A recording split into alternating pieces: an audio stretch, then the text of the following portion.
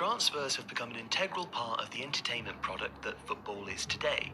The excitement over the movement of players used to fill the back pages in the summer when domestic football had a break.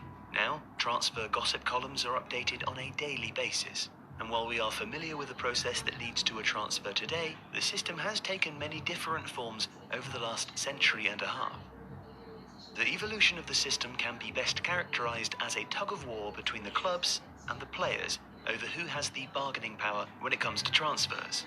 The momentum has shifted from side to side, but now seems to have come to rest with the players, as illustrated 2 years ago by Neymar's decision to move from Barcelona to PSG against the wishes of his former club. And the origins of the transfer system can be traced back to the 1880s. Before being a football player was a legal profession. Despite clubs paying players being illegal, numerous instances of under-the-counter payments were made by club owners to entice the best players. This did not chase profitability.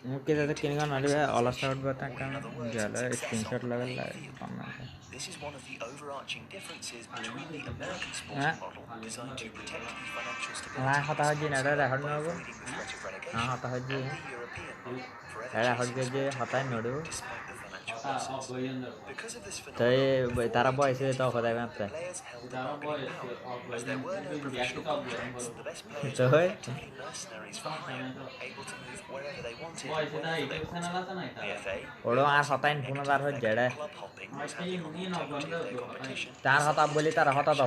The result was the professionalisation of football in 1885, which required all professional players to be registered with the FA.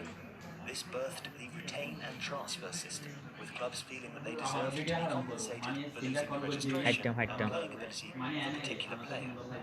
The key difference between this system and the transfer market today is that players were unable to move for free when their contract expired.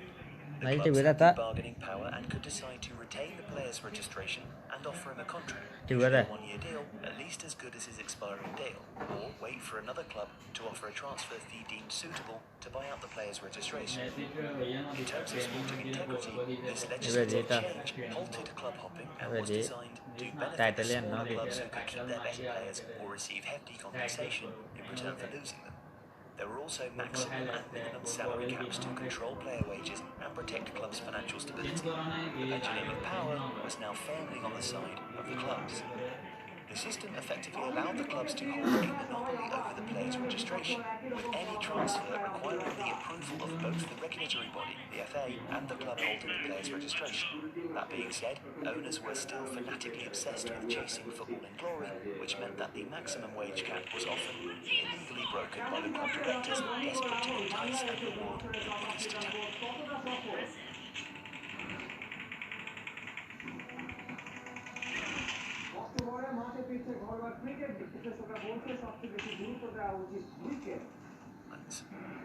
The Players' Union, now known as the Professional Footballers Association, had a bitter relationship with the Football League during the 1900s, threatening strikes and campaigning, which had the minimal effect of a steady, slow increase of the maximum wage. It was no surprise when top-quality players like John Charles and Jimmy Greaves went abroad in the 1950s.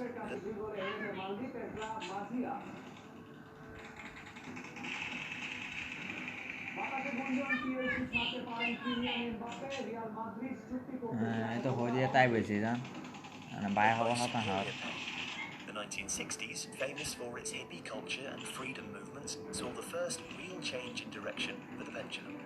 The first impactful instance was the Ministry of Labour's abolition of the maximum wage in English football in 1961, following the threat of more strike action from the PFA. This gave players more bargaining power in terms of pitting clubs against each other for the highest wage offer. It also meant that players were able to put themselves on the transfer list if they rejected the terms of their employing club's new contract, whilst crucially still being paid during the player's search for a new club. The second time-turning moment occurred in 1963. George Easton requested a transfer from Newcastle United in 1959, and after the club refused, Easton decided not to sign the retaining contract offered. With the help of the PFA and his chairman Jimmy Hill, Easton finally got his move to Arsenal Arsenal in 1960 after a publicity war. The PFA pushed the case to court for further amendments to the retain and transfer system.